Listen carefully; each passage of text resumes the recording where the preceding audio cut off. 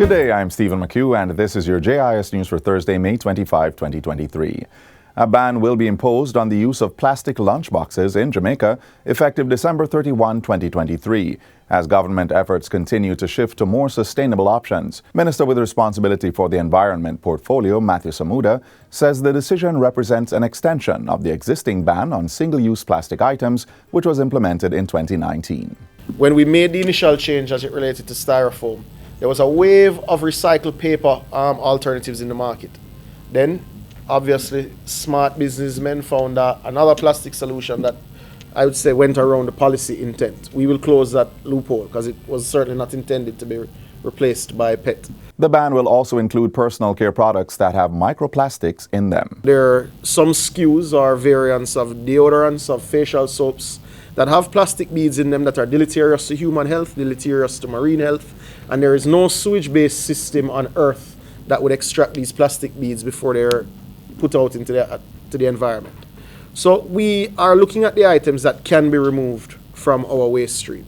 Minister Samuda was addressing the recent signing for a non-binding Memorandum of Understanding for the National Environment and Planning Agency's Adopt a Mangrove program. Meanwhile, Jamaica is set to benefit from a £7 million package to increase the country's access to climate financing. This was announced recently by James Cleverly, Secretary of State for Foreign, Commonwealth and Development Affairs of the United Kingdom. This testbed project delivers on a promise that we made at COP26. We will set up a fund to which others will contribute that will provide support for increasing climate resilience across key sectors. And once we have shown that it can work in Jamaica, we will encourage other Caribbean countries to do likewise. Foreign Secretary of State Cleverly was speaking at a press conference following the Jamaica-UK Strategic Dialogue held at the Ministry of Foreign Affairs in downtown Kingston. Minister of Foreign Affairs and Foreign Trade Senator Kamina Johnson-Smith welcomed the support and expressed pleasure at the UK's stated intention to continue advocating for Jamaica and other small island developing states regarding access to increased climate finance.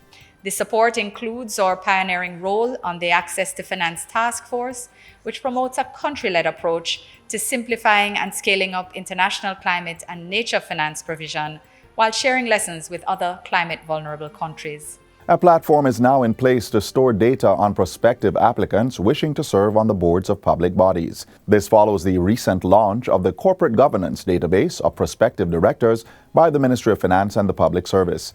The online database will improve the probity, transparency, and efficiency of the process of nominating, selecting, and appointing persons to serve on these boards. Due diligence checks will be done on applicants in the database to determine if they possess the knowledge, skills, and experience needed for the position. Minister of Finance and the Public Service, Dr. Nigel Clark, says this is important as public bodies are responsible for over $1 trillion of assets, more than $586 billion in revenue, and $568 billion of expenditure. Having a transparent process for the governance of these and stewardship of these financial resources is incredibly important in underpinning and maintaining public trust and ensuring the highest levels of public service delivery. Minister Clark says members of the political directorate will no longer be able to serve on public bodies. Those currently on boards will not be removed, but they will not be reappointed. The Public Management and Accountability Selection Regulations 2021 came into effect in January this year to further strengthen the efficiency and effectiveness of public bodies. Persons wishing to serve on boards can now apply by accessing the portal via the Ministry of Finance website mof.gov.jm. In the meantime, a cabinet has approved the restructuring of several public bodies' boards. The appointments, which span the next 3 years, are for the boards of the Jamaica Intellectual Property Office, the National Export and Import Bank, and the Jamaica Financial Services Authority. Persons have also been appointed to the boards of the Appeals Tribunal, eGov, eLearning, and the Universal Service Fund. We also had the appointment of Mr. Christopher Weems Stone to the Board of Directors of TPDCO with effect from the 15th of May 2023 to the 1st of November 2024, when the tenure of the board will expire. There was also appointments to the Anti-Doping Disciplinary Panel from the 15th of May 2023 to the 8th of May 2025.